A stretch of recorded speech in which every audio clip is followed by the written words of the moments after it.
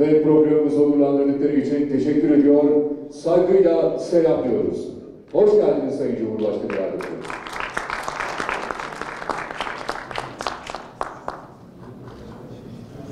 Güzel.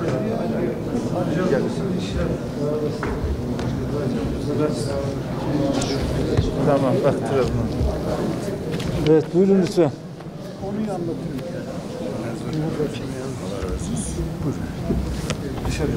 İş dünyasıyla buluşmayı, iş insanlarıyla istişare etmeyi çok önemli görüyoruz.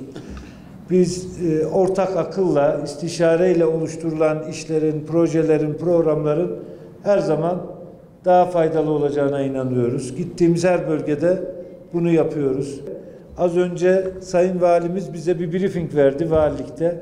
İldeki çalışmalar, gerek valiliğin, merkezi idarenin, gerekse yerel yönetimlerimizin, belediyelerimizin çalışmasıyla ilgili bir bilgilendirme yaptı. Orada da şunu çok bir net bir şekilde gördük. Kamu yatırımları açısından en ayrıcalıklı illerden biri Van oldu. 9. sırada Van. Kamu yatırımlarından aldığı pay itibarıyla Türkiye'de 81 il arasında en fazla kamu yatırımlarından pay alan 9. il konumunda.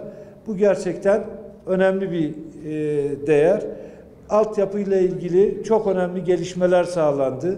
Bugün Van'ın yolları, çevre yolu da inşallah seneye bitecek. Yolları daha farklı bir noktaya geldi. Şehir altyapıları daha farklı bir noktaya geldi. Biyolojik arıtma tesislerinden elektrik üretilen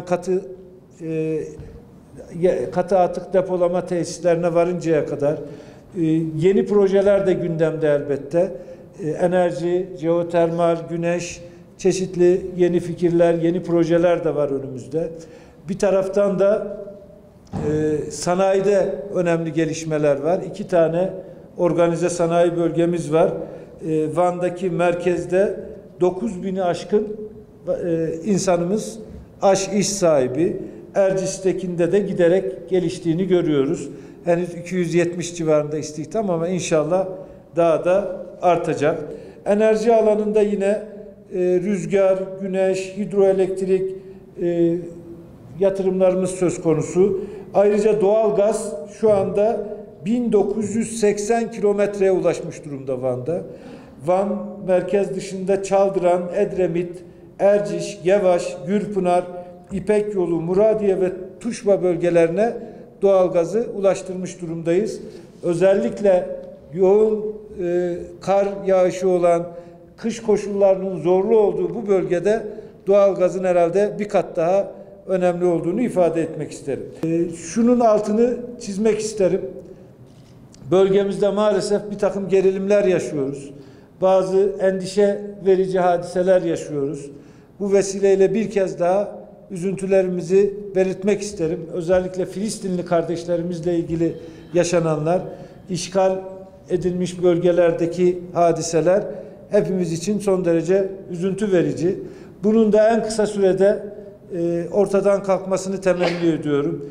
Bir taraftan bu gerilime ateşe benzinle yaklaşanlar, gerilimi tırmandıranlar ve tek yönlü yaklaşanlar var. Bir taraftan da bölgenin en tecrübeli ve dirayetli lideri olarak Sayın Cumhurbaşkanımızın basiretli bir yaklaşımı var. Gerilimi düşürmeye ve insani olarak bu hadiseye bakmaya dönük, diplomasinin yine tüm kanallarını devreye sokarak barış, huzur sağlamaya dönük bir yaklaşımı var. İnşallah bu galip gelecektir. Uzun vadede ise buradaki sorunun çözümü çok açık ve nettir. 67 sınırlarına çekilmesi İsrail'in ve iki devletli bir yapının oluşması, başkenti Kudüs olan, Doğu Kudüs olan Filistin devletinin kendi ayakları üstünde durur bir şekilde hayata geçmesi bu işin köklü çözümüdür. Ümit ediyoruz ki aklı selimle bu yönde ilerlenir.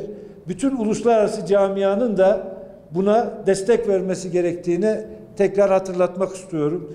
Bugün itibarıyla Türkiye insani yardım konusunda da çalışmalarını başlatmış durumda.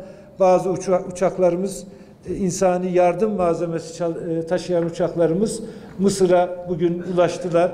Dışişleri Bakanımız da Mısır'da. Bu çalışmalarımız da aralıksız devam edecek. Yine bölgedeki ülkeler başta olmak üzere uluslararası camiayla da işbirliği içinde, istişare içinde insani desteğimizi de sürdürmeye devam edeceğiz.